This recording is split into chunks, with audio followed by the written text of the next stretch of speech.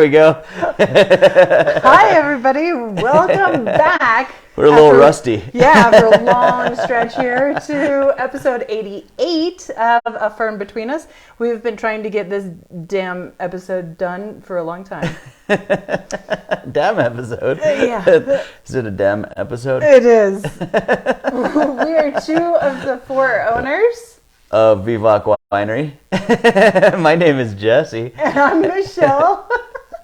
This is all totally out of whack, right? We were trying to adjust lighting because everything's changed. Our production assistant is fired. Just kidding. At least she's fighting the world. So we have missed many episodes now. And a lot has been happening. So the last episode we were at was right before I was going off to Italy to AWS. Jeez, that's a long time. Yes, and we talked about you going hunting, and then I've now actually come back from another trip at the American Wine Society. So, whoa, where did we go? Where did we go? Where did we go? Do you want to recap how Italy was first? I can't even remember. What happened? I was in Italy. Yeah, she had a good time, we heard at the time. She doesn't remember that now, but she froze her butt off. It was cold. Freezing, and it was like at the end of September. 1st of October, kind of right then. Yeah, it was the beginning of October. Yeah. And it was great. It was an amazing, very cool little competition. Again, it was the extreme wine competition. So it's all of the extreme wines, and that means what makes it even harder to grow grapes. So that's altitude, that's being on an island, that's the slope of the vineyard. There's all these interesting things, but there is a list that you do have to complete looking at and make sure that you actually fall into that zone to be able to enter your wines. And our wines did get entered. And we got a couple golds, right? We actually medaled 2 golds. Again, this is an OIV competition. You guys have heard me talk about this before, but that means that by their rules, only the top scoring 30% get a medal. So you can score really well, but if you're not in the top 30% of the competition, you don't get a medal. And we got two golds. Cheers. So, of course, those were from our estate properties up here at 6,000 feet. Yep. Abbot Merlot and Abbot Syrah is a little bit lower in altitude than our 1725 vineyard, but still extreme altitude in the wine world. So we were stoked about that. Yes, we were. And that was a phenomenal experience. And we'll get back to Italy when we start talking about Nebbiolo. But next, hunting, 2 days. I was right there. One of the days for sure, I was in the elk a bunch of times. Was it supposed to be only 2 days? It was not. I was on the afternoon of the second day. I was just taking a little jaunt. I happened to be carrying my weapon, but I wasn't even thinking, I wasn't thinking I was going to see anything. I was just reconning for the next morning. Tripped on a nothing little branch. Walking down this hill, flipped over, landed on a rock, ended up getting, your dad took me, rushed me to the ER so that I could have some x-rays done in case I had broke something crucial in my hip or lower back. I had not. Thank God. Apparently, I was just crying like a big crybaby. But it did end the hunt right there. I was, I couldn't really walk there for a second, and that was that. We were kind of feeling pretty good about the hunt, but no meat in our freezer this year, unfortunately. Yeah, and actually one of the questions was, did you get anything? And if so, what wine do you pair with it? Right. Well, we could do the wine pairing part. Exactly. Should I do that since now? I might as well. I think so. Okay. Because we have enjoyed pairing the animal we've still got, I do this fairly often, and over the years, I've come home with lots of different kinds of animals. I've gotten a Barbary sheep, white-tailed deer, mule deer, elk, antelope, like lots of different stuff, and we pair with it all the time. There was a period of years there where I just seemed to be a better hunter than I am these years, and well, you don't fall down. We didn't. Right? It increases your chances. It's really funny at the hospital. They're like, "Have you had any falls lately?" I'm like, "That's why I'm here." She's like, "Oh right, of course." Yeah, one big one just now. It's just one of the intake questions. I don't know. Anyway, we always love pairing. Specifically, Vivac wines go really well with game meat. With game meats, and it's all in how how you're cooking whatever you're cooking, basically. So you're probably pairing to the sauce more than you are the protein itself. But a gamier protein does beg for a little bit more of a dense wine, I feel like. Exactly. Fuller bodied. That Petit Verdot, I love to pair with elk. That's so good. And often your spice profile is going to be a little thick, a little heavier with game meats, and pairs beautifully with wines. Like, game meats pair better than beef, I think, with wine. I totally really agree. They're really flavorful. And I'd usually go reds on most of these situations because you're usually making a heavier dish, I guess. Yeah. I don't know. Yeah, for sure. And tricks with game meat, one of the things is not to overcook it. A little bit more on the rarer side, which I realized can be tricky for some meat eaters or non-regular meat eaters to do with game meat specifically. But it's actually a lighter flavor if you don't super cook it. So it's actually going to taste better. Yeah, it can do if you can go medium rare or rarer than that, you're probably good. But if you're going a little more towards the medium well, game meats turn gamey, and it at even that gets point. real aromatic too. Yeah. Another trick is to soak it in milk. Yeah. There's there's lots of tricks. You can read up on how to marinate or saute. How to marinate them or pre-prep them. Can help with a lot of that stuff. But also, choose the right dishes and then cook it correctly to, as rare as you can stand it is probably the right way with game meat. I know. Well, let's see. When I got back from Aosta, one of another question actually was, what was my favorite dish from my trip to Italy? Don't tell them. We're going to be in trouble. The things they do over there, they don't allow us to do here socially or legally sometimes. Well, I was thinking our doctor is going to be like, you did what? So one of the coolest things is that you can take these amazing pieces of meat and you flash fry so that they've got crunchy kind of bits and yet still soft in the center. And then you take a farm fresh Fontina cheese, which is their local cheese from some of their specialty cows. They have special cows and special sheep that aren't found anywhere else other than in the Aosta Valley. So that's really interesting. Yeah. They take the milk from a milking mother and super fresh, make it instantly into a cheese that is then served right away. You make it into a fondue and you dip the little yummy nugget of meat into the fondue, and it is amazing. I mean, obviously I was not on a diet and still not, but even if you just try this once in your lifetime, it is so sensational. It was really good. Michelle brought back, I was lucky recipient of this, brought back some of that dipping cheese, some of that fondue.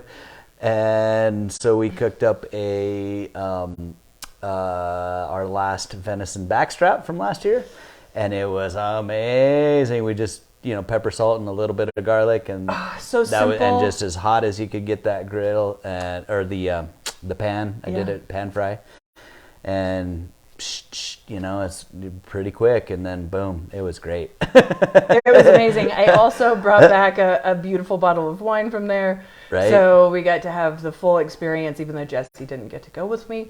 It soothed some of the pain, right? It definitely did. I thought you were going to talk about how young the animals were that you're always eating and stuff like that, and the foie gras, and I'm like, don't tell them. But now I just did. I'm sorry. Anyway, it is a meat-centric area. It is extremely hard to get to. It is often snowed in. It's a place that really sources very local all the time. Mm-hmm. And it's unlike anywhere else you've ever been in Italy.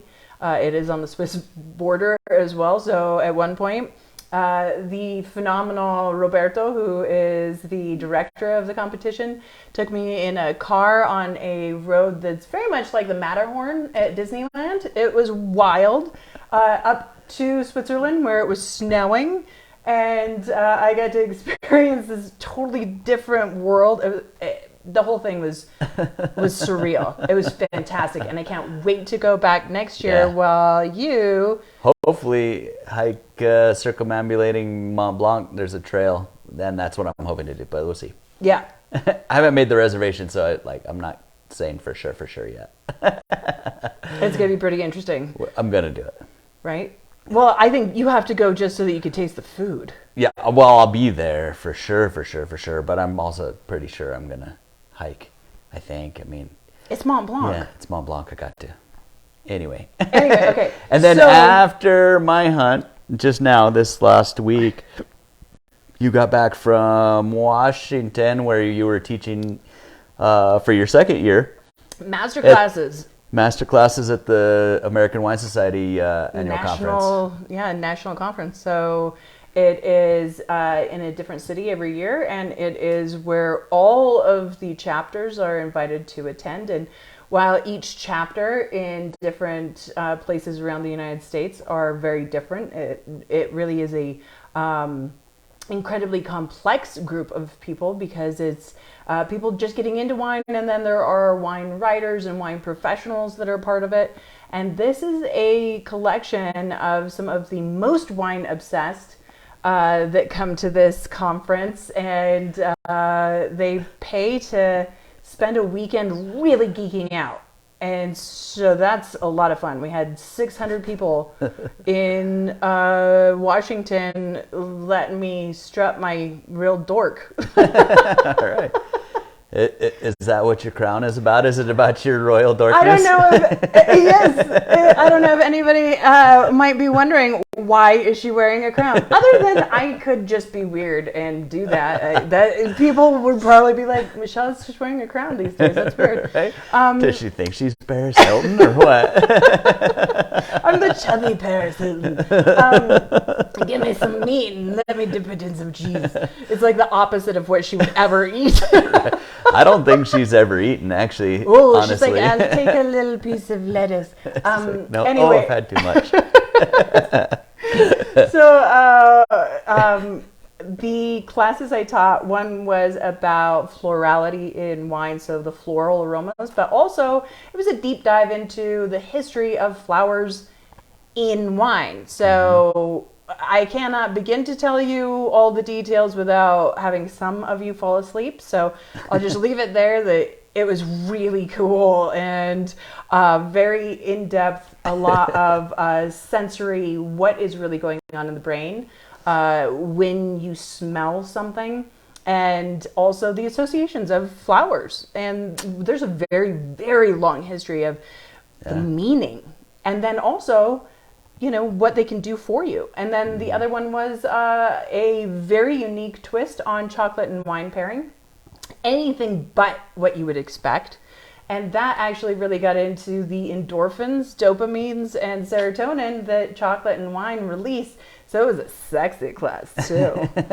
And nice. After that, People were really excited, and so during the lunches and the dinners and some of those spare spaces between the sessions and the master classes, people were really talking it up. So you had 600 people really excited, and all of a sudden the organizers and some of the other teachers were saying, "What the hell did you do in your class?"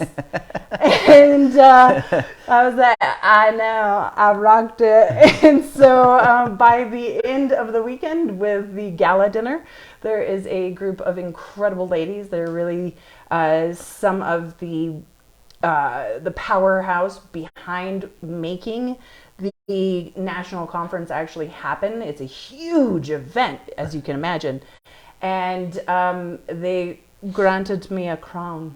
so yes, and it is not a cheap tinsel crown. It is not pretend fake made out of paper. No, that thing weighs like several pounds. Yes, it's crazy. It is really quite remarkable. I am super honored to be able to hang out with some of these incredible people and the movers and shakers, and to be one of the few that were crowned. Nice. So thank you, and you know, if you get a chance next year, I believe it's going to be in that town that we went to and got stuck in the arch. Oh, St. Louis. St. Louis. That's where it's going to be. The Death Arch. The Death Arch. We did the arch, and then no it shade broke on down. St. Louis, or even maybe the Arch, but that's what we nicknamed it after we actually our production assistant, I think, was 3 months old at that point. It was the first time we left Dixon. 3 weeks. 3 weeks old. Sorry, 3 weeks old at that point, and it was the first time we left town with the baby, and we were like, we're in this thing huddled together, like opposite my parents, and this like they have these little eggs that you sit in, like 2 across. So we're like this, like face to face with my parents, and it stopped when we're almost at the top, and then what? 10 minutes, 15 minutes. It felt like forever. And then it started replaying the audio, that the little infomercial that they're telling you about. Oh, this was built in 1976 or whatever it is. And then it started playing it again over the recording, the first recording. So then it was playing it twice at different points during the recording. And we were sweating. We couldn't get out. You know, it was. Oh yeah, because the air turned off. The air turned off. It was the scariest thing ever. And eventually, after like 15 minutes, somebody came and was able to like get us all out of there, and we all walked down. And then they're like, "Do you want to go back up? You can go up for free." We're like, "No, I want my $17 back." Because that was horrific. I'm never getting in that thing again. I would love to see the view. I'd love to be up there, but I'm not ever going to do it. I didn't want to leave the house at that point. New moms out there, I feel you. I was panic stricken. I got on a plane. I went to these new places, and then I got stuck in the Death Arch. And I mean, my panic. Amazingly, Denali, as this tiny baby, she was happy as a clam. She never cried, nothing. Of course, maybe in part I was able to breastfeed the entire time because my nervousness, I just let down, and it was like, oh no! We're going to be swimming soon if we don't get out. Right? And it was such fine, you know, tight quarters, and my dad's, you know, he's a big boy, you know, and between all of it, like, we were just in there, we started sweating and started getting pretty nervous. I just realized maybe we're turning people off to going next year. Yeah. Everyone ought to go next year and probably go up in that thing. I mean, we've never heard the thing that the Death Arch killed before. A bunch of people. No. Right? Or anybody has had that experience. And the city itself was fabulous. Right? The historic buildings, it's charming, it is beautiful, and the American Wine Society always picks a really nice area so that the facilities are beautiful and everything's really top notch. You get every penny out of what you pay for these, and you know, they're really cool sessions, like mine. But, you know, you're really actually getting something out of it and tasting phenomenal wines from really strange places. Like, I had wines from Japan. I brought a wine from Bali. I hand carried wine from Bali. You guys, some of you followed our trip in Bali. You know what that means. I hand carried that. Months and months. Right? And so it was really amazing. And of course, I couldn't not have a VBOC wine in each of the classes, and they showed absolutely beautifully. So congratulations on that too. Thank you. Anyway, so yes, so I have a crown, and it's a real crown, and so I'm going to be wearing it sometimes. It's Julie, kind of fits. Guess what I'm wearing at New Year's? Right? It kind of fits. I'm pretty sure, like, this goes right in line with with my wife's personality and everything else. Are you trying to say something, honey? I would think that you're the queen or princess of your universe for sure. I thought it was the queen or princess of your my universe for sure. Yeah, come on, exactly. Now. Off with his head. All right, so this next weekend is the Dixon Studio Tour. It's going to be our 19th, correct? Mm-hmm. Our 19th studio tour. And so that's really exciting. Yeah. We started in 2003 with our very first one. We had 4 wines on the list. That was crazy. We were labeling up that night by hand. We got a little party together, and everyone put like a bottle in here and like peeled the label on, and they did like that and turn it over and put the label on the back, and then the next day we were selling them. Like, that was literally like, it smelled like paint. It's the room still smelled like paint and brand new construction. You know, we had just finished. It was amazing. That is amazing. And any of you that are part of our news, a part of our wine club that gets our newsletter as part of that, got to see a photo of us, the 4 of us, as tiny babies. Tiny babies. Holding up our rares. Oh, I painted this painting. I paint. Lily's holding I make chocolate. I make chocolate. I make wine. Yeah, and then the guys each have a bottle of wine. I make wine.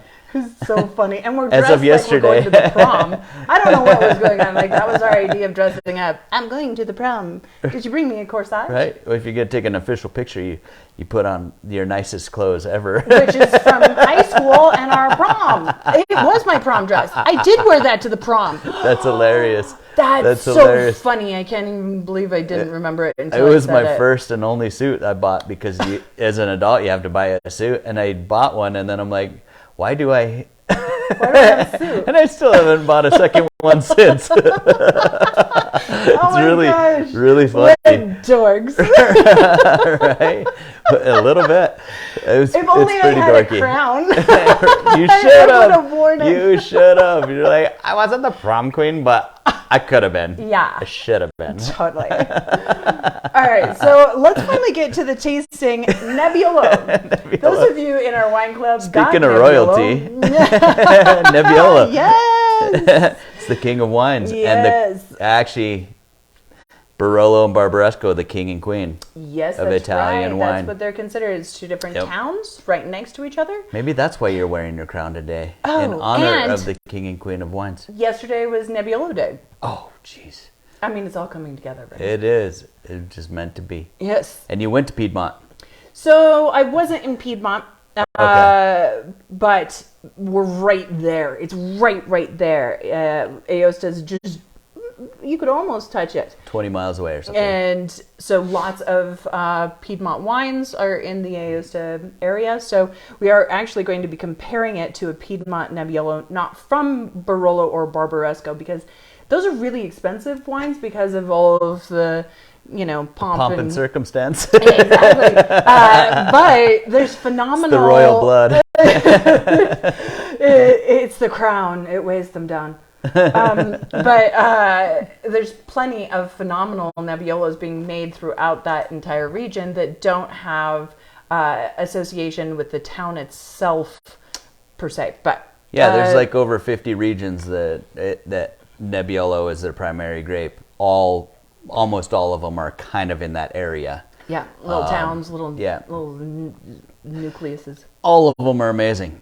anytime you see one, you should buy it and try it because it's amazing. So this won a gold at one of the international wine competitions. This is ours, right? Yes, and that was, I think it was Great American. I'm sorry I didn't double check that, but it is on our website. So when you look our website up to order it because you need it, it's also going to say on there which competition was. But I'm pretty sure it was Great American. Cool. Yeah, so gold medal. Fantastic wine. As you're tasting this, do you feel like it expresses Nebbiolo? I do. This one, I feel like this one's a little bit. Here I go, trashing our own wines. No, I feel like this one's a little bit light on the fruity characteristics, and it's a little more like earthy. Yeah, a little tar, little leather, herbal stuff like that. Compared to sometimes, I love it. To me, Nebbiolo is probably my single favorite grape that we use as far as like consistently love the Nebbiolo. Absolutely, yeah. And we can't get it all the time. The grapes are really difficult to grow. They are sourced from the southern part of the state, which is still high altitude, people. We're still talking about 4,200 feet, which is way higher than Napa, just to give you an idea. I still get strawberry. Yeah. That classic Nebbiolo strawberry. Right. Real ripe garden strawberry, you know? Uh-huh. And then you're so right with that tar and the herbal and the leather. Which I was going to say like a little diesel-y or something like that, but not in a bad way, so I said tar. But, you know, I just really like, all right, so what Nebbiolo does is it's kind of a lighter appearing wine. The color isn't deceptive. The color isn't super dense. It's always going to be lighter. But when you get it on the palate, it's a full-bodied wine. It's like high tannins and high acids. So the tannins are super complex and totally there, and the acids are really high. So it like comes across as this light, tends to be this kind of light looking, light smelling, and heavy and full body tasting, and the complexity is usually insane. And so it like really pairs well with food. I feel like my number one thing to do with it is pair it with Thanksgiving dinner, because it's a heavy food, lots of proteins, lots of fats. It's just, you know, and there's so many different kinds of food. The complexity of food flavors in a Thanksgiving meal, a traditional Thanksgiving meal, and the complexity of this, I feel like it goes with more things than anything else. Maybe rosé is somewhere in there as well. Right. Rosé so with the appetizers. A white and a red on the table, because there are some people that don't want red. Of course. They feel too saturated already. So I go with the rosé earlier and the Nebbiolo later. One of our questions is about holiday meals, and so you stepped right into that. Now I'm sorry. I did that twice to you. We're gonna have no questions after this. Well, it's great because we're going really late. One of the things that I want to point out is, holy shit, look at the color. They're identical. The exact same color? It's the exact same color. Yeah. And technically this is actually from the Langhe, so right next to Piedmont, and of course that's part of where, you know, the Lake Como is as well, which I also spent a couple of days over in Bellagio because I ended up with a little extra time, and I thought we were going to have like a group touring kind of situation, which often you're just whisked off as a judge to some really cool spot to, you know, taste wines, and you don't really have control over where you're going. You just end up somewhere. Yeah. So I was prepared for that, and then I ended up with a couple of days to do whatever I wanted. So I went to visit my best friend George Clooney, and went to Bellagio, and it was amazing. But so slightly different area, but oh my God, can you even believe that? Oh, no. Hey, have you seen? I'm on my own circus show. Nope. Oh, you're blowing it. I was doing it. Nope. All right. Hey, there you go. Oh. No. Your left hand is really uncoordinated. Watch me do it. I've never tried this. Oh, winemaker. That's very impressive. All right. Well, anyway. So this one, what do you get? I mean, compared or I haven't even put my nose in it yet. To me, it smells like salami. To me, it's got a little more of the fruity component that ours usually does. It smells like brie and salami. This is pretty close. This has that brie thing. I feel like ours doesn't usually end up getting, but everything else, this is what ours usually tastes like, sort of. It still has that kind of like diesely, tarry. Definitely that thing. kind of the tar and the strawberry note is identical. Yeah. It's 100%. I don't know what it is. Floral that is common in Nebbiolos, kind of a violet, and both of these exhibit that. Did any Nebbiolos end up in your floral class in Washington? No. I mean, it's subtle enough that it's hard to. Yeah, there's 6 wines. You can only do so much. Yeah, I mean, I could just keep redoing. The Japanese wine is extremely floral on the nose. Yeah. I used your Petit Verdot, which is extremely floral as well. Yeah. Speaking of violets. Yep. So much on that.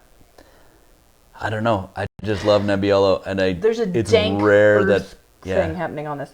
It's rare that I come across a Nebbiolo that I don't like. The worst case scenario is that it's boring, unless it's problematic. Of course, any wine could be problematic if the winemaker messed up. But to me, the worst it could be is slightly boring. But almost always, it's super interesting, and I love it. I just love Nebbiolo. I do too, and I, like you were saying, it pairs with so many things. Earlier, you were saying Chinese. We should have Chinese tonight since we have 2 open. Nebbiolos. They're saying. I mean, it's anything that's like kind of a greasier food. This is going to pair really well with the high acid and the super high tannins. The tannins and tannin and fat really soak each other up, and then acidity kind of creates like the slightest amount of sharp note to like bring interest into the whole meal. And it compensates with salt. And so you actually get a balancing thing that happens when you have a salty dish and a high acid wine, which is really, really nice. I think they're so similar. I can't even believe it. I know. That's tripping me out too. It's so great. Wow. Okay. So one of the nuances is the question was, how do I make my holiday meals different and fun? Because I find myself making the same meal with the same wines every year. Yes. And that's so true. Like we were saying, we always pair it with a Nebbiolo. And those traditional flavors are so hard to get away from because you don't do it very often because it's kind of a lot of stuff or a big, I don't know. And and you love it. You love it so much. And it's like, this is the only time I get to do it. So you do it 2 or 3 times a year. The only time you have turkey with gravy and mashed potato the same way. And it just tastes like home and you love it. But also you want to do something. There it is again. Right. It's like, oh, well, that one's the best one for the gravy, and that one's the best one for the turkey, and that's the best cook for the stuffing, whatever. Right. You get into your stupid same roles. Okay, we suggest, or I suggest, but I figure she's also the same. Change it up to make all your dishes a little more wine friendly because, for whatever reason, turkey dinner is a particularly hard wine pairing dish to do. There's so many combative flavors. The combative flavors for wine, and it's harder. So mashed potatoes, go 25% of your total mass. Do steamed cauliflower, and blend it up in your blender. And then believe it or not, you won't actually taste cauliflower. You will not. You will not, and it's amazing. Do everything else the exact same way that you always have. And you're gonna be like, these are the best savory potatoes I've ever had in my life. And they'll pair with wine. Yeah. Another thing is add rosemary to your turkey repertoire. Yeah, if you can That'll- rub. Yeah, part of the spices, you know, like you're Suddenly probably really doing weird. garlic somehow. You're probably, you know, you probably sprinkle it with something or put it in stuffing or whatever. Put rosemary in there. What any other spices that you would herbs you would put in there? Yeah, you know, I mean, if you can kind of do a thyme, rosemary, sage, those all pair really nicely with each other. They meld, but they give depth. So that you're not just getting rosemary, which can seem a little too floral. And you can go light on this. Yeah. You know, don't go too heavy. You know, don't change the entire dish, but it just adds like a little tiny, just like an aromatic in there that's lovely, lovely, lovely. Garlic helps with anything. I was just gonna say that too. Garlic and caramelized onions actually add a lot to any dish. Right. So you can do that in your stuffing. You can do that in your potatoes. You can do that like somehow some of that. For your cranberries, if you're not already doing this, you got to go red chili, you got to go red chili spice. Yeah. Yeah, that's my mom's secret, which is no longer a secret. She always puts chili in those cranberries, and they're addictive. Oh, so good. The super spicy and the super sour, like all that together, just like makes it insane. Yeah. I always put onion and orange slices in my yams or sweet potatoes. That dish, so that it becomes much more savory. I do put brown sugar in there too, so there is a sweet note, but the other two elements really combine to make it a lot more wine friendly. And one of the best combinations I feel like for that dish is a Chateauneuf de Pape. If you want to splurge, you know, that is just such an awesome pairing. Right? Grenache Syrah Mourvedre blend, basically. Yeah. And like 10 others. Yeah, I was going to say, and like a zillion other things, but it's yeah. But I also think that playing around and letting people have multiple wines on the table open and doing a little bit more of a playful setting. Yeah. You can make it more playful. You can make it more fun by having it less serious. You know, of course, you've set this gorgeous table. Everybody's worked hard on their dish, wants it to shine really beautifully. But if you have the glassware, set out, you know, a couple of glasses in front of each person. If not, then, you know, just encourage everyone to pour small tastings and play with what's on their dish and then talk about it. Right. I mean, I get if you have people that are not into wine and then they're like, oh, your party sucked.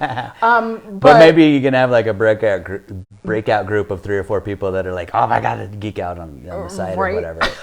I don't know.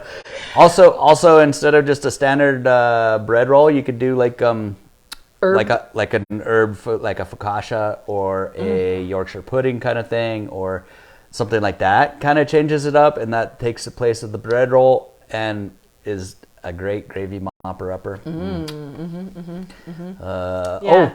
Brussels sprouts. You can do some big Brussels sprouts. It's the only time you're gonna love them, but you'd love them. You know, a little bit of bacon. The bacon's huge. Exactly. The other thing is that you can flop things around. So you can actually have appetizers, especially if you're doing cheeses and you know, kind of a charcuterie kind of thing. You can serve that with port to kick it off. Oh, yeah. That actually is part of a digestive, so people start to get hungry. And then you can finish the meal with sparkling wine. Also in your charcuterie plate, make sure to put like sliced apples and pears and stuff like that. That's going to help a lot. Like if that's, you know, maybe that's an idea. I don't know. Yeah. So hopefully maybe that helps. Also, okay. Also on your charcuterie plate, you should, the Europeans are doing this like crazy. Do like fried pork fat. Oh, yum. Yeah. But so that might be enough that kind of changes things up so that it's a little different and your guests are surprised.